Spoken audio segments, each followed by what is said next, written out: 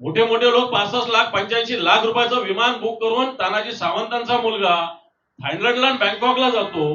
ही मंत्र्यांची परिस्थिती आहे. आणि एकीकडे सर्वसामान्य माणसावर गुन्हे दाखल होण्यासाठी 24 तास 48 तास पोलीस घेतात.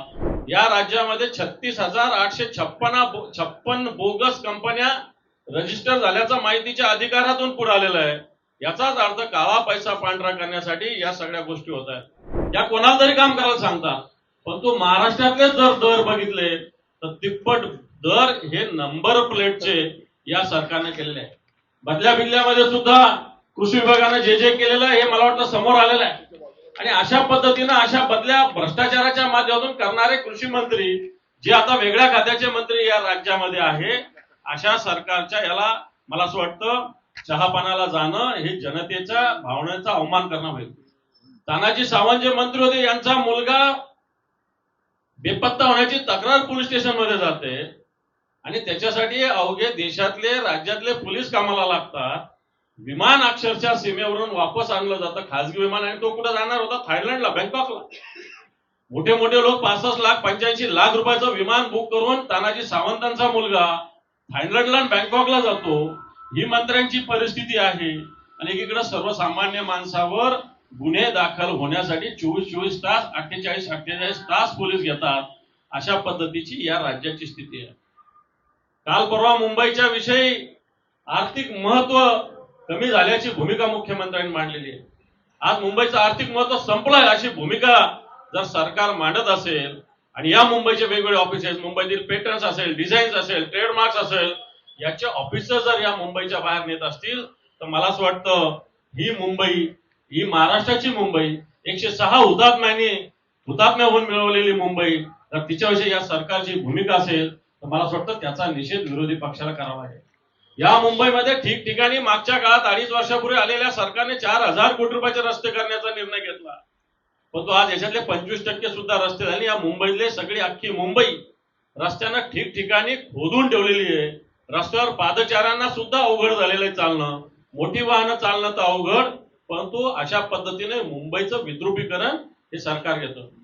इकडे अशी स्थिती असताना कापूस असेल, सोयाबीन असेल, तूर असेल, हरभरा असेल, या पिकांची स्थिती सुद्धा तशीच आहे. सोयाबीनचं जेवढं उत्पादन झालं त्याच्या 10% 15% सुद्धा नाफेडनी खरेदी केलेली नाही. एकीकडे खरेदीची मुदत द्यायची, एकीकडे बारदाना उपलब्ध नाही, गोडाऊन उपलब्ध नाही. अनेक जिल्ह्यामध्ये सोयाबीन खरेदी असताना बारदाना नसल्यामुळं, गोडाऊन्स नसल्यामुळं सोयाबीनची खरेदी अतिशय संथ गतीनं झाली होती. त्यामुळे या राज्यातल्या शेतकऱ्यांचं सोयाबीन अजूनही 100% खरेदी झालेलं नाही. नाफेडनी मर्यादित खरेदी केलेली आहे आणि व्यापारी हे सोयाबीन शेतकऱ्यांचं लुटतात. तशी स्थिती कापसाची सुद्धा झालेली आहे. या कापसाची सुद्धा ही स्थिती या सरकारने केली, हरभऱ्याची सुद्धा ही स्थिती केली आहे, तुरीची सुद्धा ही स्थिती केली आहे, मुगाची सुद्धा ही स्थिती या सरकारने केली आहे. आणि मग सरकार अशा पद्धतीनं शेतकऱ्यांना नागवणारं हे सरकार या महाराष्ट्रात आहे. दुसरीकडे या सरकार येताना भारतीय जनता पार्टीनं शेतकऱ्याला कर्जमाफीची घोषणा केली होती, परंतु या कर्जमाफीचा कुठे उलट अजितदादा सारख्या उपमुख्यमंत्री असं बोलले की आमच्या जाहीरनाम्यात किंवा मी सभेत कुठेही कर्जमाफी विषयी बोललेलं नाही. अशा प्रकारचं वक्तव्य राज्याच्या उपमुख्यमंत्र्यांनी केलेलं आहे. एकीकडे राज्याच्या कृषी मंत्र्यांनी सुद्धा याच्याविषयी नकारात्मक भूमिका व्यक्त केली आहे. याचाच अर्थ तुम्ही फक्त निवडणुका जिंकण्यासाठी शेतकऱ्यांना प्रलोभन दिलं की काय, अशा प्रकारची स्थिती या राज्यामध्ये निर्माण झालेली आहे. आज या राज्यामध्ये एसटी महामंडळाच्या काही ठिकाणी बसेस खरेदी केल्या, परंतु या बसेस कुठे आहे, काय आहे, वेगवेगळे जिल्हे याची मागणी करतात, परंतु या नवीन बसेस अजूनही कुठेही दिसत नाही. माननीय राज्याच्या इतिहास असं आतापर्यंत झालं होतं का नाही झालं होतं मला माहिती नाही, परंतु राज्याच्या मुख्यमंत्र्यांनी एका जिल्ह्याचे पालकमंत्री झालेले असं कधी होत नाही. मुख्यमंत्री तर राज्याचे प्रमुख असल्यावर पालकमंत्री तर त्यांच्या अखत्यारीतच असतात, परंतु राज्याच्या मुख्यमंत्र्यांनी एका गडचिरोलीचं पालकमंत्री पद स्वीकारलेलं आहे. कशासाठी स्वीकारलेला हा माझा प्रश्न आहे. परंतु आज या सुरजागडमध्ये मोठ्या प्रमाणावर अवैध खाणकाम सुरू आहे.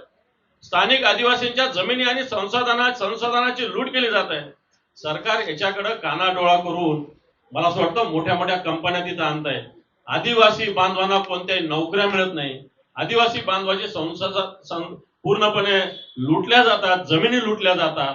आणि स्थानिक आदिवासींना कोणत्याही प्रकारे रोजगार नाही. जो काही थोडासा रोजगार आहे ते कोणी वॉचमन आहे, कोणी शिपाई आहे, कोणी गेटमन आहे, कोणी रस्त्यावर पाणी मारायला आहे.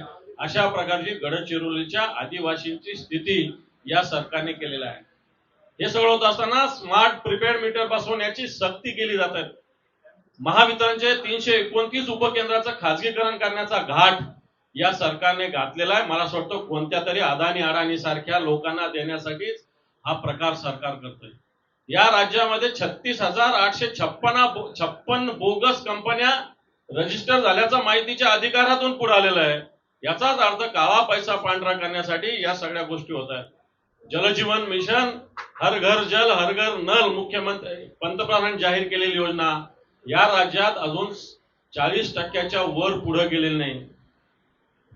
टेल टू हेड ही संकल्पना याच्यात असते, परंतु बऱ्याच ठिकाणी म्हणजे पायथाट टू माथा अशा प्रकारची संकल्पना असताना माथ्याचं काम तर झालं, हेडचं काम झालं, परंतु टेलचं कामच नाही. कित्येक ठिकाणी योजना केल्या पूर्ण, परंतु त्याला पाण्याचा स्तोत्र नाही. अशा प्रकारची जलजीवन मिशनची स्थिती या महाराष्ट्राची आहे. ठिकठिकाणी ज्या स्थानिक स्वराज्य संस्था आहेत, नगरपालिका आहे, महानगरपालिका आहे, जिल्हा परिषद आहे, याच्या निवडणुका नसल्यामुळे सरकारचे जे काही पालकमंत्री आहे, स्थानिक मंत्री आहे, या ठिकाणी मोठ्या पद्धतीने आरेरावी करतायत, मोठ्या पद्धतीने भ्रष्टाचार होतोय, मोठ्या पद्धतीने गैरप्रकार होत आहेत. निधी तर सरकार तिथं पोहोचवतं, परंतु या निधीचा मिसयूज या ठिकाणी सगळ्या ठिकाणी होत आहे. हे सगळं होत असताना ठाणे जिल्ह्यातील कल्याण डोंबिवली या ठिकाणच्या अनधिकृत बांधकामाला लोकांना रस्त्यावर येण्याची वेळ आली, परंतु याला जबाबदार जे लोक होते याच्यावर कोणती कारवाई होत नाही. प्रशासनाच्या दुर्लक्षामुळे या सगळ्या गोष्टी झाल्या.